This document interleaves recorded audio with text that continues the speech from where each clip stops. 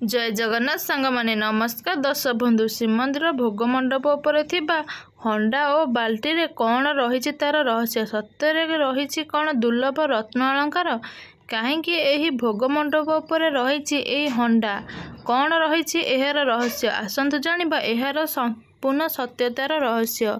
जेतेबेले बौद्ध धर्मी माने ओडिशा को आसी ओडिशा रे बसवास करुथिले सेही समय रे राजा प्रतापरुद्रଙ୍କ शासन पुरी रे चलीथिला।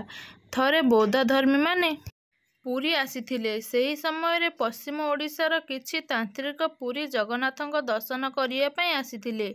दुई गोष्ठीଙ୍କ मध्यरे महाप्रभुଙ୍କ सेवा करबाकू नेई मतांतरित होईगला।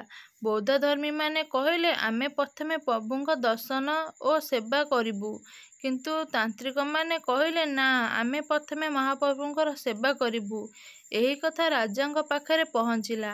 राजा एहार समाधान करबाकू जाई एहार गोटे उपाय चिंता कले। से गोटे खेलर आयोजन कले।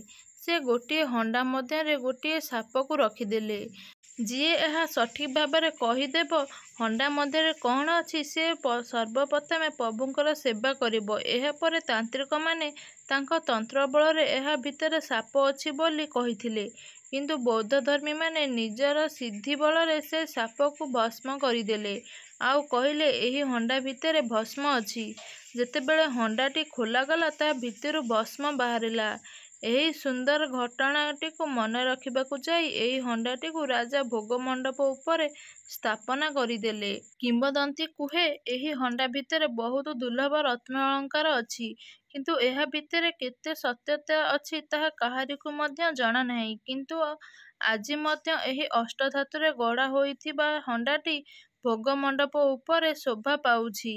एही हंडा उपरे सिमेंटर एक खुंब आकृतिर रखा जाइछि, जहा बाल्टी आकृतिर प्रतीयमान हुए, किंतु ताहा प्रकृତରେ बाल्टी नुहे। आउ सेही सिमेंटर खुंब उपरे एक चक्र शोभा पाउछि। तेबे एहा थिला श्रीमंदिर उपरे शोभा पाउथिबा हंडा और बाल्टीर रहस्य। जदि आपण मानकू एही विषय जणा थिला तळे मते कमेंट करी निहाती जणांतु। जदि आजिर भिडियोटी आपण मानकू भल लागि थाए भिडियोटी को लाइक करंतु, शेयर करंतु। भिडियोटी भल लागिथिले चैनल को एबे ही सब्सक्राइब करंतु। पुणी देखाबा एक सुंदर वीडियो सहित आगामी दिन रे रहुछि। नमस्कार, जय जगन्नाथ।